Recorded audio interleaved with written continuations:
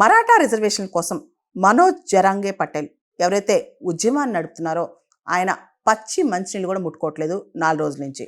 మరాఠాలకు 10% రిజర్వేషన్లు కల్పించాలని కోరుతూ ఆయన ఇప్పటికే 4 రోజుల నుంచి బాంబేలో పచ్చి మంచినీళ్ళు కూడా ముట్టుకోకుండా నిరాహార దీక్షకు కూర్చున్నారు. దాంతో ఈ ఉద్యమం అనేది తీవ్ర రూపం దాలుస్తోందనమాట. మరోవైపు మరాఠా కోటా రిజర్వేషన్ నిరసనలపై బాంబే హైకోర్టు తీవ్ర ఆగ్రహం వ్యక్తం చేసింది.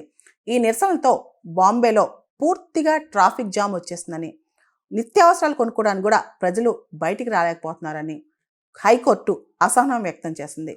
సెప్టెంబర్ 2లోగా నిరసనకారులు ముంబై వీధులను వీడాలని కూడా ముంబై హైకోర్టు ఆదేశించింది.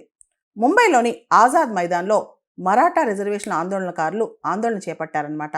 వేలాది మంది నిరసనకారులు మహారాష్ట్రలోని అనేక ప్రాంతాల నుంచి దక్షిణ ముంబైకి వచ్చారనమాట. దాంతో చర్చ్ గేట్ కావచ్చు, సిఎస్టీ కావచ్చు, చాలా మార్గాల్లో అక్కడ ట్రాఫిక్ జామ్ అయిపోయింది. నిరసనకారులు అక్కడే స్నానాలు చేయటం, అక్కడే వంటలు చేసుకోవటం, అక్కడే కబడ్డీ ఆడటం ఇలా చాలా చేస్తున్నారనమాట. దాంతో అక్కడ వాహనదారులు కూడా ఇబ్బంది పడుతున్నారంట. దీంతో బాంబే హైకోర్టు ఆగ్రహం వ్యక్తం చేసింది. ఈ నిరసనలు శాంతియుతంగా జరగటం లేదని, నిబంధనలు ఉల్లంఘిస్తున్నారని కూడా బాంబే హైకోర్టు వ్యాఖ్యానించింది. ఉద్యమకారుడు మనోజ్ జరాంగే పాటిల్ మరియు అతని సపోర్టర్స్ అందరూ కూడా ముంబై వీధుల్ని మంగళవారం మధ్యాహ్నం లోపల ఖాళీ చేయాలని చెప్పి కూడా హైకోర్టు ఆదేశించింది. మనోజ్ జరాంగే పాటిల్ యొక్క నిరాహార దీక్ష ఆగస్టు 29 నుంచి మొదలైందనమాట. అసలు మనోజ్ జరాంగే పాటిల్ మరాఠా రిజర్వేషన్ కోసం ఉద్యమం ఎందుకు చేస్తున్నారు? ఇక్కడ మనం మొత్తం స్టోరీ చూడాలి. మహారాష్ట్రలో 32% మంది మరాఠాస్ ఉన్నారు. వాళ్ళందరూ కూడా ఎక్కువ మంది వ్యవసాయం చేస్తూ ఉంటారనమాట. వ్యవసాయ ఆధారితంగా వాళ్ళు బతుకుతూ ఉంటారు. అంతేకాదు రాజకీయంగా కూడా వాళ్ళు చాలా స్ట్రాంగ్గా ఉంటారు. కాకపోతే చాలామంది అక్కడ ఆర్థికంగా నష్టపోయి ఉంటారు. ముఖ్యంగా విదర్భ, మరాఠ్వాడ ఈ ప్రాంతాల్లో వెస్టర్న్ ఘాట్స్ షాడోలు ఉండటం వల్ల, అంటే పశ్చిమ కనుమలు అక్కడ ఉండటం వల్ల వర్షాలు ఎక్కువగా పడవన్నమాట. దాంతో అక్కడ పంటలు సరిగ్గా పండవు. అండ్ ఎప్పటి నుంచో మరాఠా రిజర్వేషన్ ఇప్పుడే కాదు, మేము చాలా నష్టపోయి ఉన్నాం, మాకు రిజర్వేషన్ కావాలని చెప్పి ఎప్పటి నుంచో గొడవ ఉందన్నమాట. మనందరూ తెలుసు, అప్పట్లో ఓబీసీలకి మండల్ కమిషన్ ఇచ్చిన రిపోర్ట్ ఇంప్లిమెంట్ చేయాలని చెప్పి చాలా పెద్ద ఉద్యమమే అయిందనమాట. దానిలో భాగంగా మరాఠాస్ని కూడా ఓబీసీలో చేర్చాలని చెప్పి అప్పటి నుంచే చాలా డిమాండ్ ఉంది. ముఖ్యంగా మరాఠాస్కి ఎడ్యుకేషన్ ఇన్స్టిట్యూషన్స్లో, గవర్నమెంట్ జాబ్స్లో కోటాస్ కావాలని చెప్పి అప్పటి నుంచి అడిగారనమాట. అయితే రాజకీయంగా మరాఠా కమ్యూనిటీ చాలా స్ట్రాంగ్ అని చెప్పొచ్చు. ఇన్ఫ్యాక్ట్ చెప్పాలంటే చాలామంది సీఎంస్ మహారాష్ట్రలో 1960 నుంచి ఇప్పటి వరకు దాదాపు 20 మంది ముఖ్యమంత్రులు ఉంటే దానిలో 12 మంది మరాఠాస్ అనమాట. మరాఠా కమ్యూనిటీ నుంచి ఇంతమంది సీఎంస్ అయినా, ఇంతమంది మినిస్టర్స్ అయినా మరాఠాస్కి పెద్దగా చేసింది ఏమీ లేదంటారనమాట. అయితే 2018లో మొత్తం ఈ గొడవంతా పక్కన పెట్టి మహారాష్ట్ర అసెంబ్లీ వాళ్ళు మరాఠాస్కి 16% రిజర్వేషన్ ఇస్తూ ఒక బిల్లు పాస్ చేశారనమాట. అప్పట్లో జస్టిస్ గైక్వాడ్ కమిషన్ అని చెప్పి ఒక కమిషన్ వేసి ఆ కమిషన్ ఇచ్చిన రికమెండేషన్స్ మీద ఈ బిల్లు పాస్ చేశారనమాట. దాన్ని బాంబే హైకోర్టులో, అంటే మరాఠాస్కి 16% రిజర్వేషన్ ఇవ్వడానికి బాంబే హైకోర్టులో క్వశ్చన్ చేశారు. Bombay high court Maratha reservation uphold చేస్తుంది, అంటే సపోర్ట్ చేస్తూనే కానీ కాస్త తగ్గించిందనమాట. 12% ఎడ్యుకేషన్లో, 13% జాబ్స్లో ఇవ్వాలని చెప్పింది. అయితే ఈ మొత్తం ఎపిసోడ్, ఈ మరాఠా రిజర్వేషన్ ఎపిసోడ్ సుప్రీంకోర్టుకి వెళ్ళింది.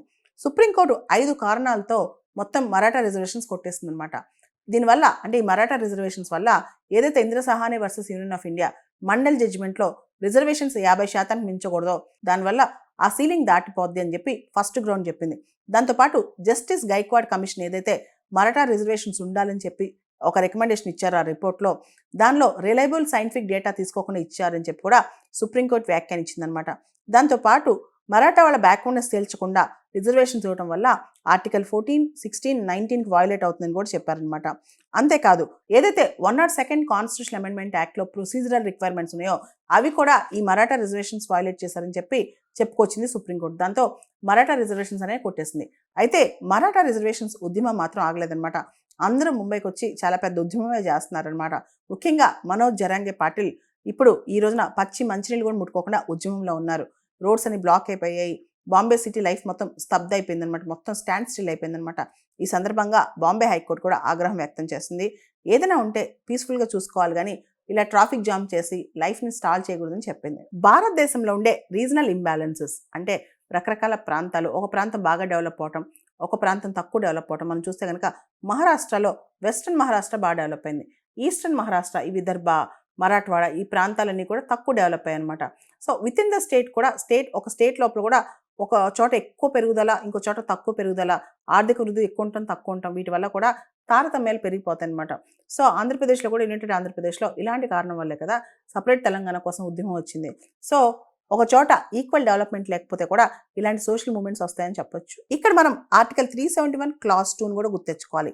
Separate development boards for Vidarbha, Marathwada ఇవి కూడా సరిగ్గా పనిచేయకపోవడం వల్లే ఈ ఉద్యమం ఇంతగా ఉధృతమైందని అంటున్నారు.